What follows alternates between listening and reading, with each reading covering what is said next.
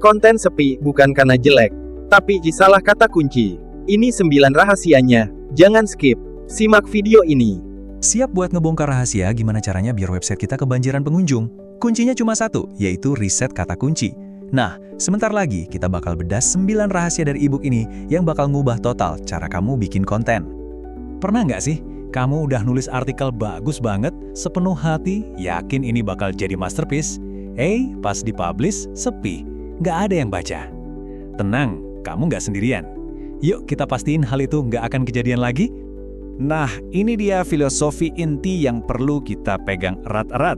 Sukses di dunia SEO itu bukan sulap, bukan sihir. Kuncinya cuma 2. Kebiasaan, artinya kita konsisten ngelakuinnya, dan kecocokan, artinya kita nemuin metode mana yang paling klik buat kita. Oke, ini dia peta jalan kita hari ini.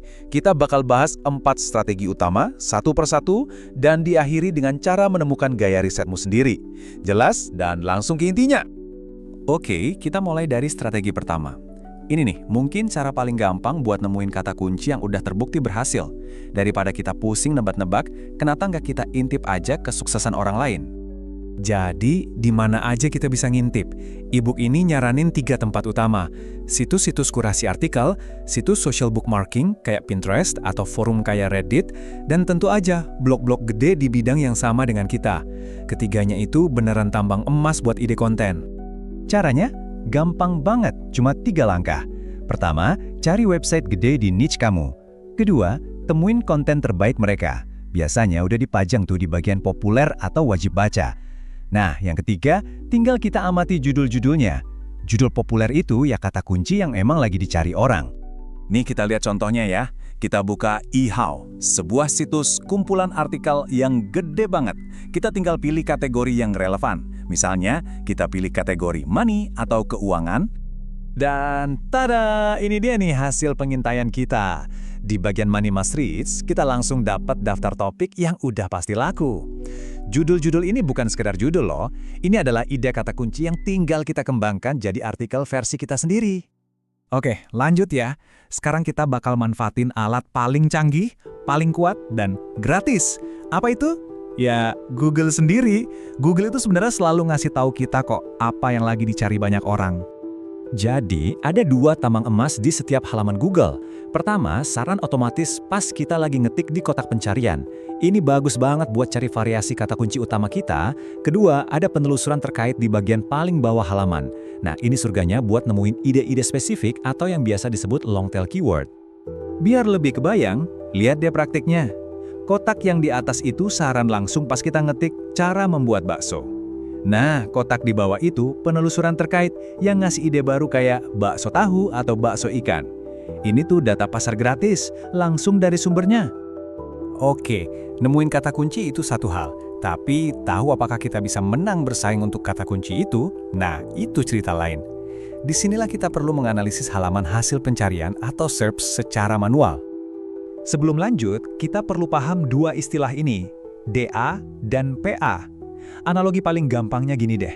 Bayangin DA itu reputasi satu perpustakaan secara keseluruhan, sementara PA itu reputasi satu buku spesifik di dalam perpustakaan itu.